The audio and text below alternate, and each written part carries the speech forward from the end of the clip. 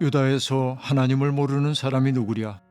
그 명성 이스라엘에서 드높다.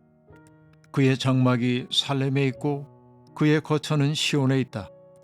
여기에서 하나님이 불화살을 꺾으시고 방패와 칼과 전쟁 무기를 꺾으셨다. 주님의 영광, 그 찬란함, 사냥거리 풍부한 저 산들보다 더 큽니다. 마음이 담대한 자들도 그들이 가졌던 것 다 빼앗기고 영원한 잠을 자고 있습니다. 용감한 군인들도 무덤에서 아무 힘도 못 씁니다. 야곱의 하나님, 주님께서 한번 호령하시면 병거를 탄 병사나 기마병이 모두 기절합니다. 주님은 두려우신 분, 주님께서 한번 진노하시면 누가 감히 주님 앞에 설 수 있겠습니까? 주님께서 하늘에서 판결을 내리셨을 때 온 땅은 두려워하며 숨을 죽였습니다. 주님께서는 이렇게 재판을 하시어 이 땅에서 억눌린 사람들을 구원해 주셨습니다. 진실로 사람의 분노는 주님의 영광을 더할 뿐이요, 그 분노에서 살아남은 자들은 주님께서 허리띠처럼 묶어버리실 것입니다.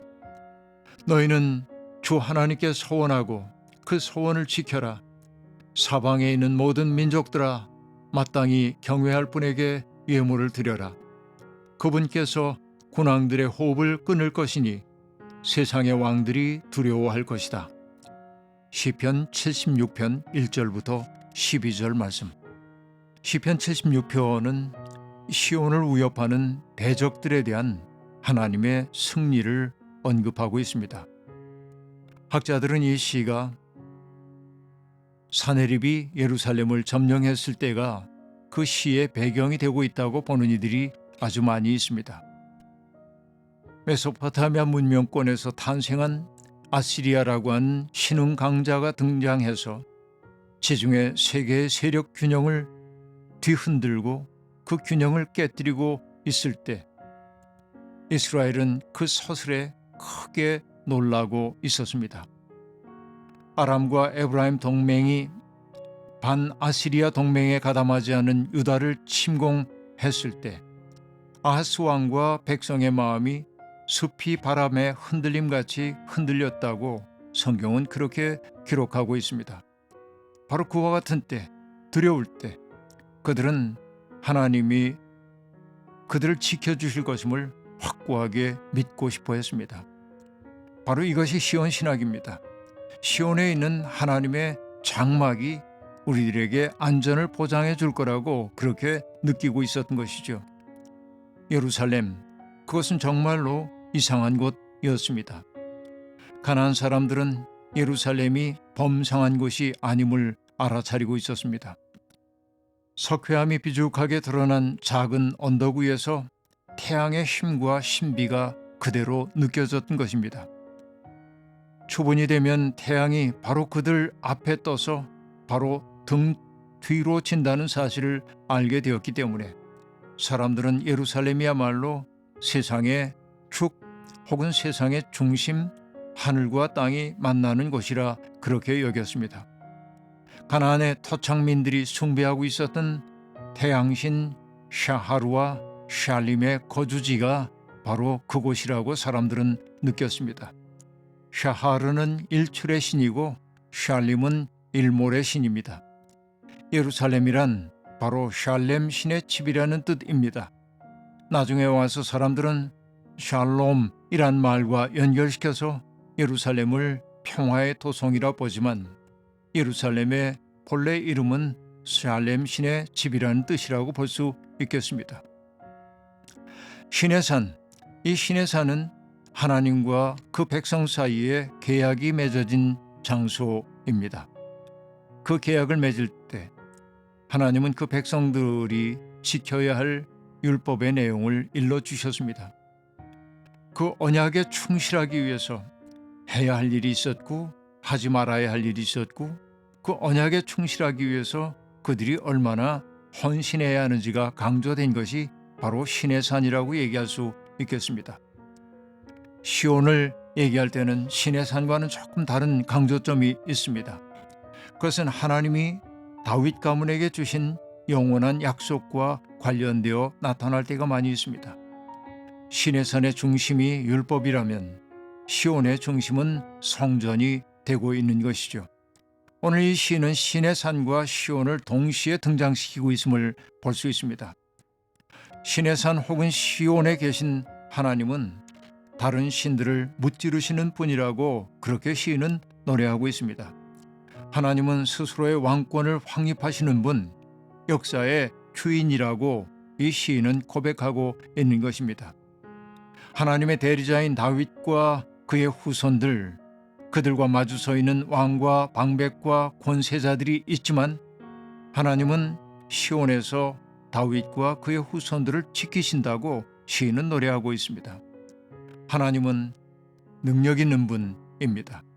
그 때문에 불화살과 방패와 칼과 전쟁 무기를 꺾으시는 분이라고 오늘 시인은 노래하고 있습니다.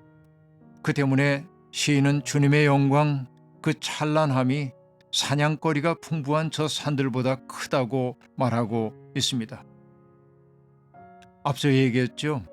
이 시의 배경이 사내립이 예루살렘을 침공했을 때라고 말입니다. 바로 이렇게 압도적인 타자들인 침략자들을 오늘 시인은 마음이 담대한 자들이라고 말합니다. 용감한 사람들이라는 것이죠. 그러나 그들의 운명은 무엇입니까? 자기들이 가진 것까지 다 빼앗기고 영원한 잠에 빠질 것이라고 시인은 노래합니다. 용감한 군인들도 자기들을 도와줄 어떤 손길도 만날 수 없게 될 것이라고 말합니다. 주님이 한번 꾸짖으시면 병거와 말이 다 깊이 잠들 것이라고 말합니다. 마치 홍해를 건널 때 이스라엘의 뒤를 추격해 왔던 바로와 그의 군병들이 병거의 바퀴가 벗겨지고 말들이 뻐륵 속에 빠지면서 걷잡을 수 없는 혼돈에 빠져들었던 것처럼 주님이 한번 꾸짖으시면 세상의 힘들이 모두 물러갈 수밖에 없다는 사실을 이렇게 시인은 노래하고 있는 것입니다. 그 때문에 시인은 단언하듯 말하고 있습니다. 세상에 감히 주님 앞에 설 수 있는 자는 없다는 것입니다. 하나님은 판결을 내리시는 분입니다. 온 땅을 섭리하고 그리고 온 땅에 있는 사람들에 대한 심판을 시행하시는 분입니다. 하나님의 판결이 내려질 때 온 땅은 두려워 잠잠하게 된다고 말합니다. 온 세상을 심판하신 그 하나님, 그분은 어떠한 분입니까? 온유한 자를 구하시기 위해 일어서시는 분이라고 말합니다. 여기서 말하고 있는 온유한 자라고 하는 것은 사실은 품성이 따뜻한 사람을 말하기보다는 억눌린 사람들을 뜻하는 것입니다. 힘 있는 사람들에 의해 압박받고 있는 사람들, 하나님은 그들을 구하시기 위해 떨쳐 일어나는 분이라고 말할 수 있겠습니다. 온유한 사람들, 바로 그들은 땅의 모든 낮은 자들입니다. 자신의 힘으로는 살아갈 수 없는 사람들이기에 하나님만 의지할 수밖에 없는 이들이고, 그런 가련한 사람들을 구하기 위해 하나님은 일어서는 분이라고 시인은 노래하고 있습니다. 그리고 놀라운 구절이 등장하지요. 10절의 말씀입니다. 진실로 사람의 분노는 주님의 영광을 더할 뿐이요 라고 말합니다. 자기들이 정말 다른 민족들을 억압하고 그리고 폭력으로 사람들을 지배하려고 할 때 바로 이것이 사람의 분노일 텐데, 그렇게 분노를 일으켰던 사람들은 오히려 주님의 영광을 더할 뿐이라는 역설적인 얘기를 들려주고 있습니다. 어떤 얘기일까요? 그들은 결국 주님의 심판 앞에 무기력하게 넘어질 것임을 얘기하고 있는 대목입니다. 그로 말미암아 그 세상의 왕들은 하나님만이 두려워해야 할 뿐임을 뒤늦게 깨닫게 될 것이라는 것이죠.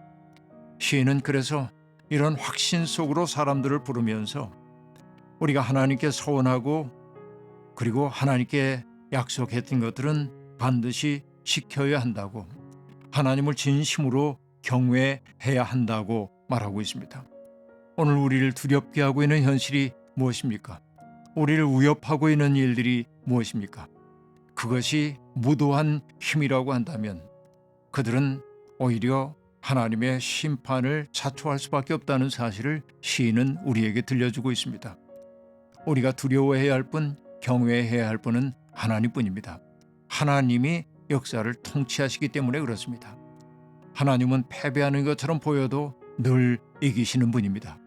이 믿음으로 오늘의 어려움을 이겨낼 수 있기를 빕니다. 하나님, 세상 도처에서 전쟁의 소식이 들려옵니다. 하나님의 형상대로 지음받은 인간의 생명이 속절없이 유린되고 있습니다. 힘을 숭상하는 이들의 오만한 음성이 사람들을 두려움에 떨게 합니다. 하나님, 하늘만 바라보며 울부짖는 이들을 불쌍히 여겨주십시오. 오만한 자들을 그 자리에서 내치시고 제 힘만 믿고 의시되는 이들이 두려움에 사로잡히게 해주십시오. 온 세상에 억눌린 자들 구하시는 하나님에 대한 경외심을 회복하게 해주십시오. 우리는 구원의 노래를 부르며 주님을 따르겠습니다. 아멘.